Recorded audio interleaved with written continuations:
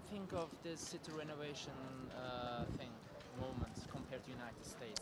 Well, what it makes you feel? Well, I can't compare it to the United States. I can only compare it to New York City, which is where my experience is. And we don't have in New York City the land to be able to approach this project. We don't have the land. Amerika ile buradaki şehirciliği ve kentsel dönüşümü tabii ki kıyaslayamam. Bir defa New York'ta bizim sizin kadar arazimiz yok. So everything that's being built in New York City is going up higher and higher and higher. Her şeyi New York'ta dikey olarak inşa etmek zorundayız. But it is it's historic. It will offer homes to many thousands of residents, and I think it'll bring in to Istanbul new families that will work to continue to make Istanbul one of the world's most celebrated cities. Eminim ki bu kentsel dönüşüm süreci birçok ailenin daha güzel, daha iyi evler sahip olmasına, birçok insanın çalışmasına ve İstanbul'u daha yaşanılması ve daha popüler bir şehir haline getirecektir. Yurt dışındaki, Amerika'daki finansçılar, profesyoneller bu projeye ve Fikirtepe'ye, İstanbul'a ilgisi nasıl gittiğini anlatacağımızmışlardı. Gittiğini anlatacak ama da. Gelmeden önce bir yoklama, bir sondaj gibi bir çalışma olmuş. Görüşme olmuş. Okay. Did you ask anything about any American financiers about this project before you come here? No, I didn't. I wanted to come here and look at it, and certainly information will be provided to me. And I'm not a financier. I'm a politician. You understand? I'm a politician. But obviously, I think it's such an impressive project that I would think that any entrepreneur, anyone that has investment money, would be interested. Eminim ki yatırım gücüne sahip olan birçok farklı yatırımcı burada yatırım yapma heyecanına sahip olacaktır. Ben bir politikacıyım, finansçı ve yatırımcı değilim. Daha önce projeye dair çok geniş bir araştırma yapma imkanım olmadı. Ama şu an gördüğüm bilgi edindim ve arkadaşlardan bana yazılı bilgi geçmesini de istedim. Bundan sonra Amerika'daki yatırımcılarla da döndüğüm vakit bu bilgileri paylaşacağım. Eminim ilgilenen yatırımcılar olacaktır. By the way, this enormous project also creates a lot of jobs. Economic development and jobs. Bu kadar, which means taxes. Go ahead. Bu kadar büyük bir kentsel dönüşüm sürecinin ve özellikle bu projenin ister istemez yaratacağı çok da büyük bir ekonomi ve istihdam yaratma gücü de olacaktır. Bu da sonuçta vergi demektir. Vergi de ülkelerin büyümesi için kaçınılmaz bir gerçektir. Kendilerinin New York'taki dönüşümden sonra kıyasla buraya önereceği bir şeyler var mı? Do you suggest anything in terms of city renovation because you were a mayor as well? You had that experience. What do you suggest to Istanbul? First off, I think you're doing okay. İyi gidiyorsunuz zaten. Your city is more than twice the size of New York City, so you're doing okay.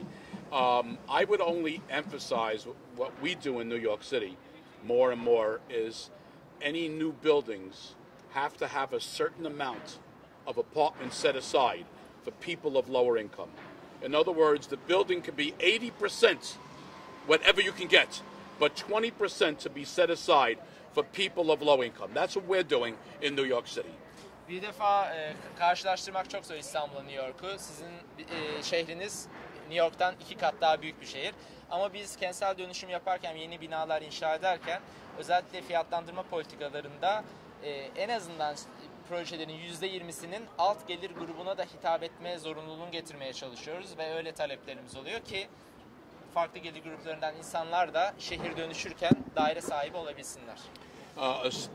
This applies to buildings that get city assistance, namely tax benefits. They reduce the taxes, or they allow the builder to build higher, and in return, they have to guarantee 20% of the apartments have to be lower income.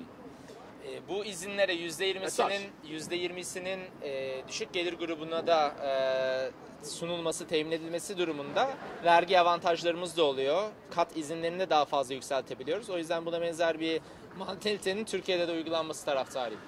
Yalnız burada Fikirtepe'de Türkiye'nin ilk özel kentsel dönüşüm projesi olduğu için %55 şu anda verdiğimiz kişiler alt grup kişilerdir. Yani We already supporting yani burada more than 20%. ekonomik Good. olarak 55% of the project is for also low Low, income. good. That's it. So yani that's bu proje doğru bir o anlamda doğru bir proje. You're already Fikirtepe için. doing it. good. he says. That's good. So I say bravo. That's good. This is good.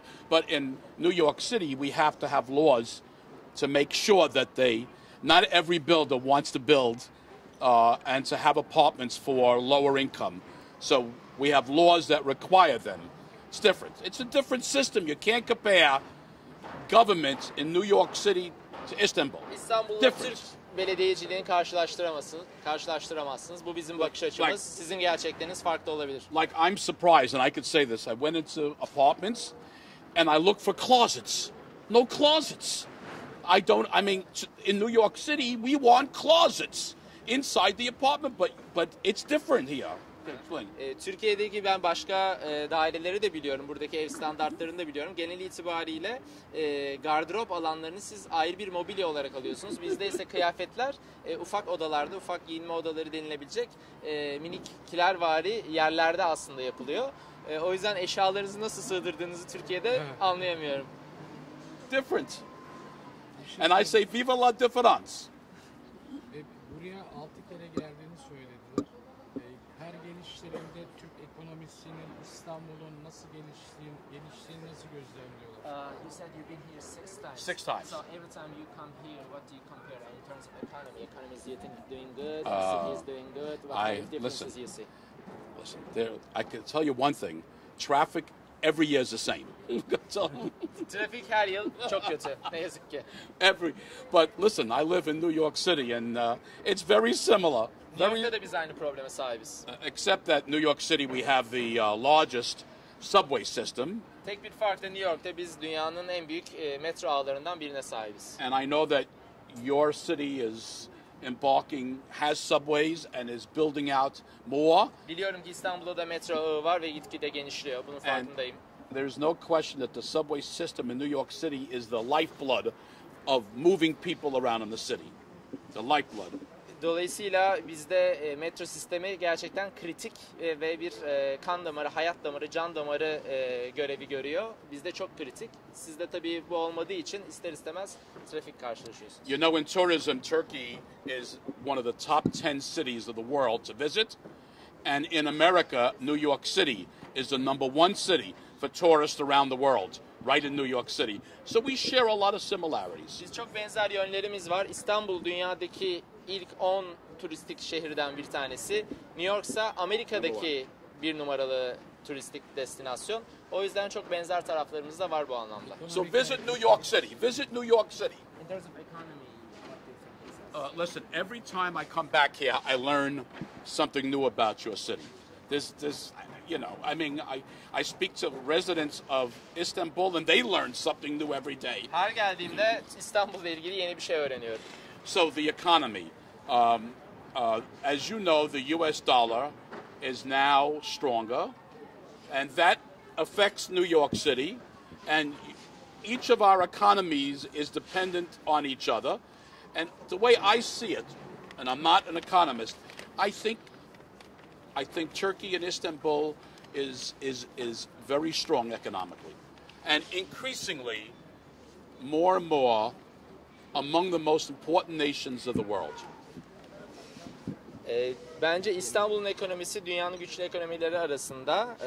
Evet, Amerikan doları dünyada gücünü sürdürüyor. Ama sonuç olarak tüm ekonomilerin birbirine ihtiyacı var. Türk ekonomisi de bizim de ihtiyacımızın olduğu ve destek gördüğümüz bir ekonomi. Ama her geldiğimde görüyorum ki Türk ekonomisi hem dünyada hem de Amerika'da oldukça konuşulan popüler.